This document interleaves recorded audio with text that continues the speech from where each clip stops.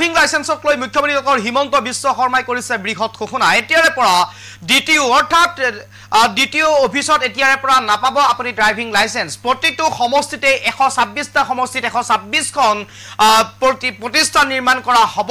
driving licence দিবলৈ আৰু সেই ড্ৰাইভিং লাইসেন্স দিবলৈ সেই প্ৰতিষ্ঠান নিৰ্মাণ কৰা হ'ব তাতেই শিক্ষা ল'ব পাৰিব ড্ৰাইভিংৰ আৰু বিভিন্ন ধৰণে তাত শিক্ষা দিব ড্ৰাইভিংৰ ক্ষেত্ৰত শিক্ষা প্ৰদান কৰিব এই 126টা সমষ্টিত নিৰ্মাণ কৰা প্ৰতিষ্ঠান কেইটাত আৰু তাৰ পৰাহে লাইসেন্স লাভ কৰিব এতিয়াৰে পৰা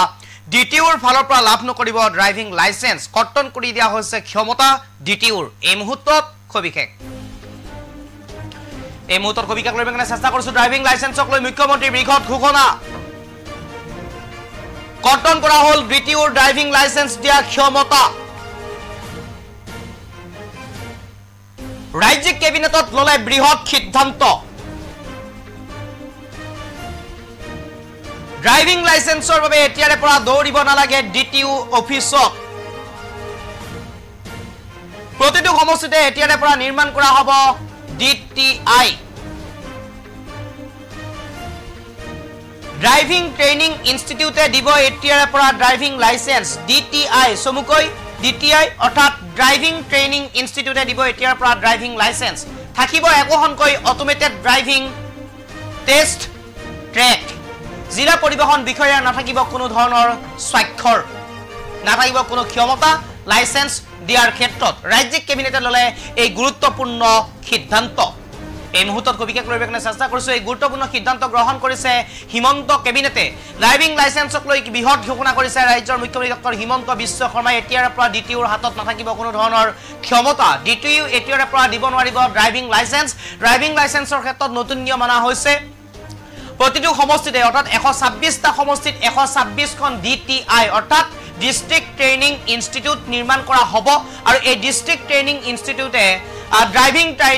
ট্ৰেইনিং ইনষ্টিটিউট আৰু এই ড্ৰাইভিং ট্ৰেইনিং ইনষ্টিটিউটে প্ৰদান কৰিব ড্ৰাইভিং লাইসেন্স এই ক্ষেত্ৰত ইতিমধ্যে মুখ্যমন্ত্ৰী ডক্টৰ হিমন্ত বিশ্ব শৰ্মা কঠোৰ হৈছে নিদিয়ে এতিয়াৰে পৰা ডিটিওৰ ফালৰ পৰা ড্ৰাইভিং লাইসেন্স কৰ্তন কৰি দিয়া হৈছে ডিটিওৰ ক্ষমতা এই মুহূৰ্তত মুখ্যমন্ত্ৰী হিমন্ত বিশ্ব শৰ্মাৰ কেবিনেট বৈঠকৰ সেই মুহূৰ্ত আছে আমি শুনাব বিচাৰিছো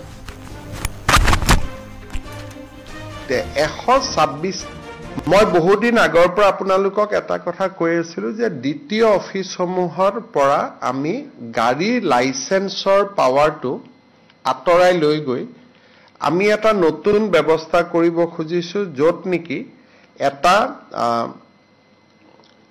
এক্ৰেডিটেড ড্ৰাইভাৰ ট্ৰেইনিং সেন্টাৰ আৰু অটোমেটেড ড্ৰাইভিং টেষ্টিং ট্ৰেক অৰ্থাৎ এটা ডাঙৰ টেষ্টিং ট্ৰেক থাকিব তাতে মেচিন বা বিভিন্ন ব্যৱস্থা থাকিব লাইসেন্স যাক লাগিব তেওঁলোক তাতে পৰীক্ষা দিব আৰু তেওঁলোকক এই ইনষ্টিটিউটখনে লাইসেন্স দি দিব তাত আৰু দ্বিতীয় সহিৰ কোনো প্ৰয়োজন নহব আজি কেবিনেটে এই ব্যৱস্থাটোত মঞ্জুৰি দিছে আৰু প্ৰত্যেক সমষ্টিতে 126টা সমষ্টিত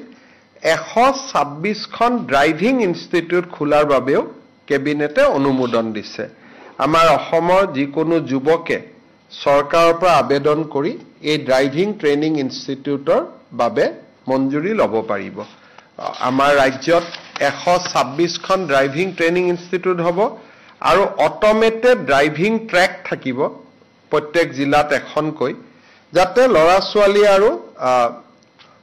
সৰু সুৰা কামৰ বাবে তেওঁলোকে দ্বিতীয় অফিসত গৈ কষ্টৰ